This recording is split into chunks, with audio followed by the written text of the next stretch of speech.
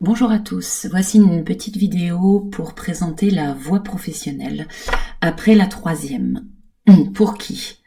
C'est pour les élèves qui ont moins envie d'approfondir les matières générales, c'est-à-dire français, maths, histoire, les langues, les sciences, qui ont envie d'étudier de façon plus concrète, qui sont intéressés par des stages en milieu professionnel et qui sont plus à l'aise dans le travail en petits groupes.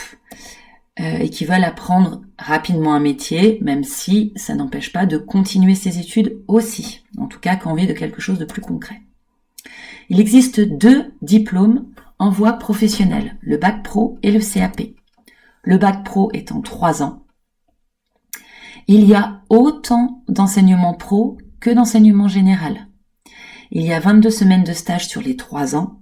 Ça veut dire que chaque année, en première année de bac pro, les élèves partent, on va dire 6 semaines en stage, c'est-à-dire 2 fois 3 semaines. Et les années suivantes, ils vont partir à peu près 2 fois 1 mois en stage. C'est une approche générale sur un domaine professionnel. Il y a à peu près 80 domaines professionnels qui existent. Et on peut le préparer en lycée professionnel ou en CFA. On continue ses études, généralement vers un bac plus 2, en BTS, brevet de technicien supérieur. Il faut avoir un bon dossier pour pouvoir continuer. Le CFA, donc Centre de formation pour apprentis, ceux qui voudraient le faire en apprentissage. J'y reviendrai. L'autre diplôme, le CAP, en 2 ans, où il y a plus d'enseignement professionnel et un peu moins d'enseignement général. Il y a aussi des stages. Il n'y a que 12 à 16 semaines étant donné que c'est sur 2 ans. Donc, comme pour le bac, la première année, on va partir à peu près 6 semaines en stage. Et la deuxième année, on fera 2 fois 1 mois de stage. Donc, c'est des stages beaucoup plus longs que le stage de troisième, qui dure 1 semaine. Les CAP, il y en a beaucoup plus. Il y a à peu près 200 CAP qui existent parce qu'ils sont plus précis. Par exemple, le CAP pâtisserie, alors que le bac pro va être le bac pro boulangerie-pâtisserie, qui s'appelle maintenant d'ailleurs le bac pro alimentation. Comme le bac pro, le CAP peut se préparer soit en lycée, soit en centre de formation pour apprentis, en apprentissage. J'y reviendrai encore une fois sur l'apprentissage. On peut continuer ses études après le CAP en poursuivant soit en rentrant en première pro, soit en allant vers une mention complémentaire. Donc, pour récapituler, soit le bac pro en 3 ans, seconde, première, terminale, soit le CAP en 2 ans. Après le bac pro, on continue en BTS, bac plus 2, on peut aussi continuer une année supplémentaire pour faire une licence pro en 3 ans. Donc c'est des études plutôt courtes. On peut aussi, tout comme après un CAP, aller vers la vie active. Après le BTS, on peut aussi continuer vers des études supérieures plus longues. Après un bac, on a le droit, si on le souhaite, de s'inscrire à l'université, même si c'est pas très recommandé. Il vaut mieux passer par une année de mise à niveau, si on souhaite faire ça. Parce que, évidemment, on a beaucoup moins de matières générales en bac pro que en bac techno ou en bac général. Donc on est moins bien préparé à l'université, où c'est que des matières théoriques.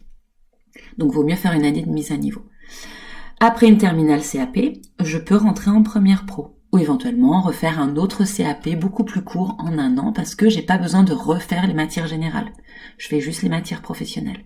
Pareil, après un premier bac, je peux faire un autre bac pro beaucoup plus court parce que je n'ai que les matières pro à passer. Les enseignements en bac pro. Donc on a 42%, c'est des enseignements professionnels. On a quand même plus d'un tiers, un tiers qui est pour les enseignements généraux, français, histoire, maths, sciences, langue vivante, des arts appliqués, de l'EPS. Et on a un quart du temps qui est consacré à des stages. Maintenant, pour trouver une formation pro, comment est-ce que je peux faire pour savoir vers quel bac me tourner? Il y a plusieurs documents à regarder.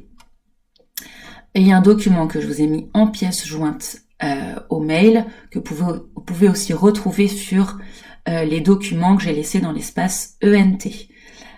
Donc on va regarder. Donc si vous allez sur l'ENT dans les documents, donc vous avez espace documentaire, vous allez dans documents partagés, donc vous en aurez beaucoup moins que moi normalement, et vous allez chercher orientation, affectation 3e à l'attention des parents d'élèves. Et je vous ai mis documents pour l'orientation 2022. Donc là, vous trouvez la liste des formations pro, ici, vous pouvez télécharger, et vous ouvrez. Et vous trouvez donc par ville le nom des établissements. Vous avez donc les secondes pro famille de métier et les bacs qui correspondent. Je vais y venir aux familles pro. Et donc vous avez aussi quand il y a une sélection par le pass pro. Et vous avez aussi les CAP. Donc vous retrouvez tout. Voilà. Donc ça vous pouvez regarder et vous voyez à chaque fois en fait voilà les bacs qui correspondent. Et c'est un document cliquable, donc vous voyez que quand je clique, ça m'amène sur un site de l'ONICEP avec une fiche du bac.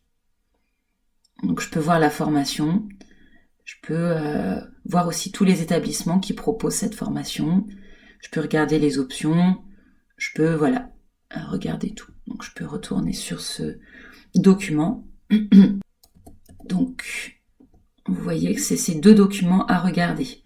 Je vous ai mis aussi la liste par lycée des formations pro et avec aussi les formations générales et technologiques, avec les dates des portes ouvertes. Maintenant, le deuxième à bien regarder, c'est une fois que j'ai regardé la liste, il faut que je sache à quoi correspond chaque bac pro. Et pour ça, vous avez un document réalisé par le CIO qui est avec des fiches bac pro très détaillées. Donc vous allez sur le site du CIO, donc je vous ai mis un lien cliquable, vous arrivez sur le site, et il faut descendre jusqu'à la rubrique documents, les services, établissements, lycée, et là vous avez documents. Et vous avez documents à destination des collégiens. Après ma 3e, je choisis un bac pro, donc je clique, et j'arrive sur le document. Je vous l'ai mis aussi dans l'espace documentaire, document pour l'orientation. Vous l'avez ici, fiche bac pro que je vous ai mis à jour, mais voilà, vous l'avez là. Vous pouvez le télécharger. Et donc, on arrive sur ce document. Donc après ma 3e, je choisis un bac pro. Et vous avez toutes les fiches qui sont cliquables. Donc, voilà, ici ça me ramène vers ce document, cette fiche. Donc j'ai le nom du bac, j'ai le nom de la seconde famille de métiers parce que les bacs sont regroupés par famille de métiers. Je réexpliquerai un petit peu plus tard. Donc quand vous irez sur le téléservice pour chercher, pour vous inscrire, pour sélectionner les vœux, vous trouverez pas ce nom-là, assistance à la gestion des organisations et leur activité, qui est le nouveau nom de l'ancien bac gestion administration, mais vous trouverez métier de la gestion administrative du transport et de la logistique. Donc c'est ça qu'il faudra rentrer sur le téléservice. Donc vous voyez la finalité du diplôme, vous voyez les poursuites d'études. Donc après un bac pro, on peut s'insérer sur le marché du travail, mais on peut continuer sur tous ces types de BTS. On a les types de métiers possibles. Vous voyez tous les établissements où ça se fait, là où ça se fait en apprentissage. Vous voyez aussi les coefficients, parce que il y a un système d'affectation, je vous en parlerai, et ce qui fait que la sélection se fait sur les notes de 3e et par des coefficients. Donc par exemple, pour la gestion administration, ce qui compte le plus, ça va être le français. Après, c'est les maths et les langues. Et après, ça va être l'histoire géo, SVT, physique, chimie, techno, et en dernier, EPS et art. Et donc, vous avez ensuite la liste des établissements avec le nombre de places. Donc, par exemple, vous voyez le lycée Parc de Villegénis, où ils ont 60 places. Mais attention, à la rentrée prochaine, ils vont fermer une section, donc il n'y aura plus que 30 places. Et vous avez les taux d'attraction. Ça veut dire quoi ? Ça veut dire est-ce que c'est très demandé ou pas ? En fait, c'est des statistiques, c'est pour savoir si ça a été, voilà, très demandé ou pas. Donc, par exemple, en 2019, si je multiplie 60 par 0,9, ça me fait un petit peu ça va me faire peut-être 55. Donc, ça veut dire que pour 60 places, il y a eu que 55 élèves qui l'ont demandé. Donc, a priori, tous ceux qui l'ont demandé ont été pris. Pareil, en 2020, c'était même encore plus faible. Donc, a priori, tous ceux qui l'ont demandé avaient une bonne chance d'être pris, parce que voilà, il y avait plus de places que de demandes. Par contre, on voit qu'en 2021, c'est un petit peu plus fort. Mais c'est grosso modo une demande pour une place. Mais ça risque d'augmenter vu que là, ils auront 30 places de moins. Voilà, donc c'est comme ça que ça fonctionne. Ensuite, donc les fiches bac. Ce que je vous expliquais, les familles de métiers. Depuis la rentrée 2019, beaucoup des bacs professionnels sont regroupés en familles de métiers. Donc, qu'est-ce que ça veut dire ? Les classes de seconde professionnelle par famille de métiers regroupent plusieurs spécialités de bac professionnel. Ça veut dire qu'en seconde pro, les élèves vont explorer plusieurs bacs pro qui vont correspondre à leur famille de métiers. Et donc, c'est seulement à la fin de la seconde pro qu'ils vont choisir vraiment leur spécialité pour l'entrée en première professionnelle. Mais attention, il y a des bonus spécifiques pour rester dans le même lycée. Donc si l'élève sait déjà qu'il est attiré par un bac pro en particulier, il faut vraiment viser le lycée où ils ont vraiment le bac pro qu'il veut. Même si il existerait dans d'autres lycées la famille de métiers. Donc vous voyez par exemple métier de la beauté, vous avez les différents bacs qui correspondent. Donc vous avez quand même beaucoup de familles de métiers différentes, à chaque fois avec tous les bacs pro qui existent. Et il y a aussi certains bacs pro qui sont hors famille de métiers, comme l'accompagnement, soins et services à la personne, animation, etc. Donc là, je vous ai remis un petit peu, métier de la construction durable, bâtiment, vous avez les différents, gestion administrative, métier de la relation client, voilà. Donc ça, vous retrouvez à chaque fois un petit peu les différents domaines. Alors, sur ce document, après ma troisième, je choisis un bac pro. Vous voyez qu'à chaque fois, c'est précisé quand, par exemple, aéronautique correspond à une famille de métiers. Effectivement, si je suis sur la page, je vois le nom de la famille de métiers. Donc, comme je vous l'ai déjà précisé, il faudra bien regarder. Et vous avez aussi un document. Donc, dans l'espace document, je vous ai mis les familles de métiers complets. Donc, vous pouvez le télécharger. C'est un document qui a été fait par le CIO de Sainte-Geneviève-des-Bois. Donc, vous retrouvez toutes les familles de métiers. Et donc, voilà, par exemple, métier de l'aéronautique, je vois la famille métier de l'aéronautique et je vois qu'après, ça peut m'amener vers une première pro aéronautique, option avionique, option structure, option système, option générale. Et je vois où je peux le faire. Donc, par exemple, il n'y en a aucun dans le privé, ils sont quasiment tous à Cerny, ou sinon le Blanc-Ménil. Et je vois que ça se fait pas en apprentissage.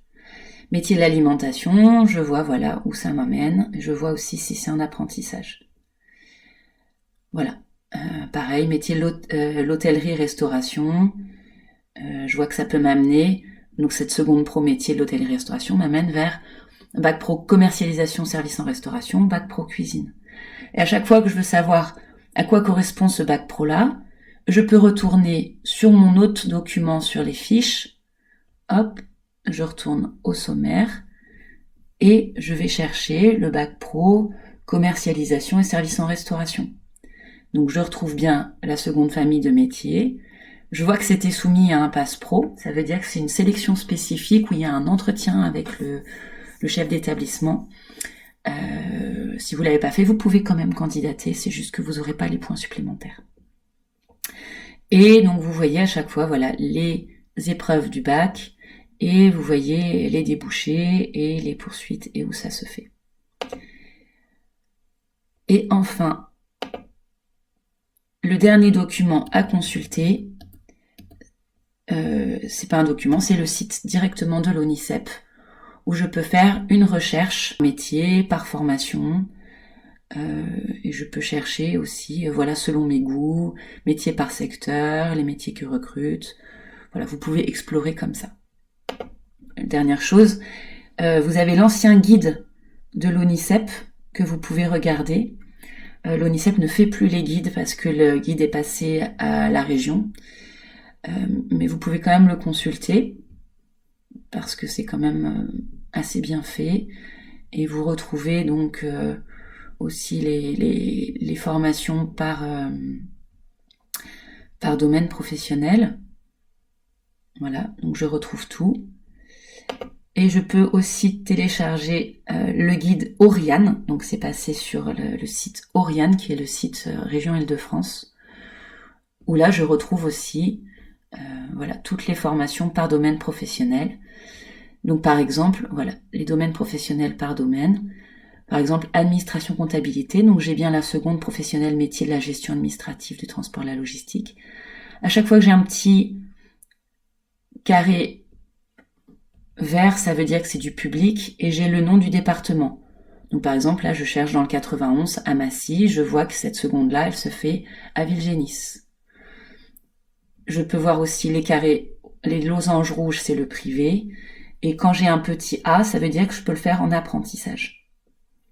Donc vous pouvez explorer comme ça aussi, voir les différents bacs, voir les différents CAP selon les domaines.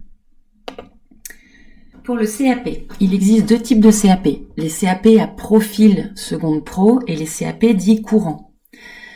Donc le CAP profil seconde pro, c'est pour les élèves qui sont en troisième général, classique, et les élèves en troisième prépa métier.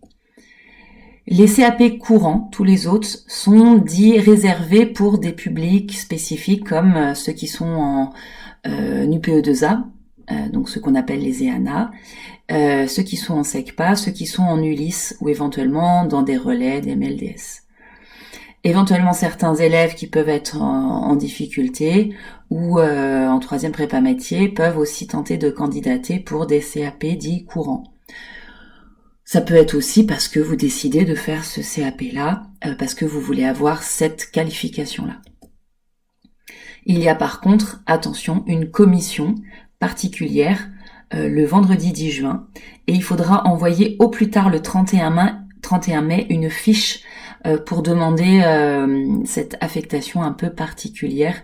C'est-à-dire que si on est élève de 3e générale, qu'on veut un CAP courant, il faudra faire cette fiche. Si on est élève du PE2A, du LIS, mais qu'on veut un CAP seconde pro ou qu'on veut un bac pro, il faudra aussi faire cette fiche. Voilà les exemples de CAP profil seconde pro, donc plutôt accessible au 3e général, CAP coiffure, CAP esthétique, petite enfance, charpentier bois, avionique ou sécurité. Donc là vous avez les lycées où ça se fait. Les autres CAP sont priorité pour les autres élèves. Donc vous voyez tous les CAP dits courants. Donc vous avez toute la liste ici, électricien, cuisine, maroquinerie, véhicule, maintenance des véhicules, métier du pressing, CAP installation sanitaire, c'est tout ce qui est plomberie, pâtissier, carrosserie, peintre, etc. L'apprentissage, qu'est-ce que c'est ? Centre de formation pour apprentis. Alors,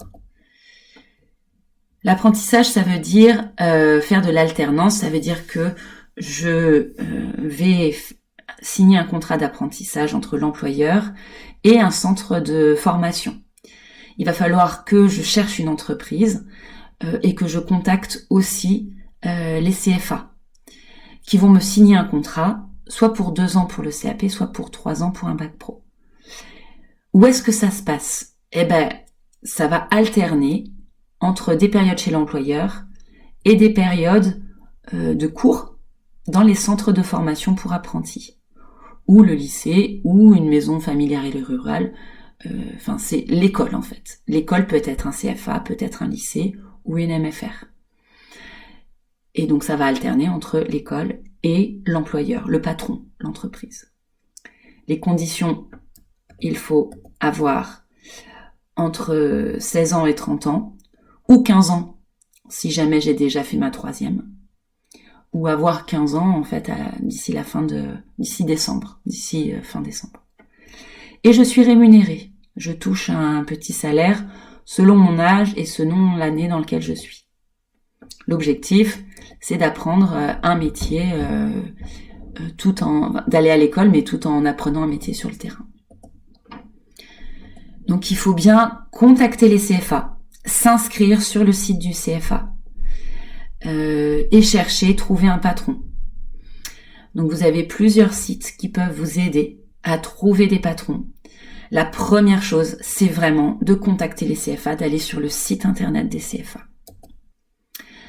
Maintenant, comment ça se passe si je veux avoir une place en lycée professionnel, les histoires de vœux. Attention, il y a une sélection en voie pro. Souvent on dit, tu as des notes un petit peu limite, il faudrait pour la générale, pense à la voie pro parce que ça va être une meilleure option pour toi. Mais attention, c'est pas parce que je vais en voie pro que ça veut dire que je fais plus rien. Mes notes de troisième comptent pour la sélection. Il y a un nombre de places limitées dans chaque formation. Donc il va falloir faire des vœux. Un vœu, c'est quoi? Un vœu, ça va être une spécialité ou une famille de métiers. Par exemple, une spécialité, ça peut être je veux accompagnement, soins et services à la personne. Une famille de métiers, ça peut être métier de la relation client, par exemple. Un établissement, si par exemple j'ai pris ASSP, ça peut être au lycée Théodore Monod. Et un statut, je veux le scolaire ou l'apprenti. Et la famille de métiers, métier de la relation client, par exemple, au lycée Jean Perrin à Longjumeau, sous statut scolaire. Je peux formuler jusqu'à 10 vœux maximum et je peux aussi en faire 5 hors académie. Contrairement à la seconde générale et technologique, il n'y a pas de lycée de secteur.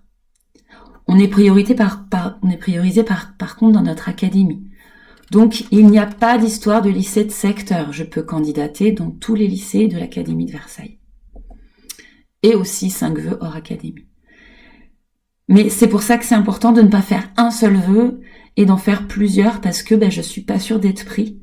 Il faut bien faire plusieurs vœux. Attention au passe-pro, mais là du coup les limites d'inscription étaient le 30 avril. Donc là certains élèves sont peut-être encore en train de faire les recrutements passe-pro. Attention aux affectations par famille de métier. Il faudra bien regarder les fiches bac pro que je vous ai montrées pour bien sélectionner et mettre le vœu famille de métier. Et donc comme je vous disais, attention au bonus automatique dans le lycée pour, si je sais que je veux un bac pro, il faut bien viser le lycée dans lequel je souhaiterais aller après. Donc pour des sélections, il y a des histoires de coefficients, comme je vous montrais sur les fiches. Il y a des sélections par matière. Si je veux par exemple construction durable et bâtiment, ça va pas être les mêmes matières qui vont être importantes que pour la famille de métiers relations clients ou que la gestion administrative et transport. Donc je vois que le français va pas avoir le même poids que les maths, que l'histoire ou que les langues vivantes, selon la famille de métiers que je veux. Et aussi il y a un nombre de places. Et donc il va y avoir, ça va être plus ou moins demandé selon le lycée et selon. Et donc tout ça vous pouvez les retrouver sur les fiches bac pro. Voilà, merci pour votre attention et n'hésitez pas à aller dans les CIO, prendre des rendez-vous avec les psychologues de l'éducation nationale ou au sein des collèges pour avoir plus d'informations. Merci et bonne journée.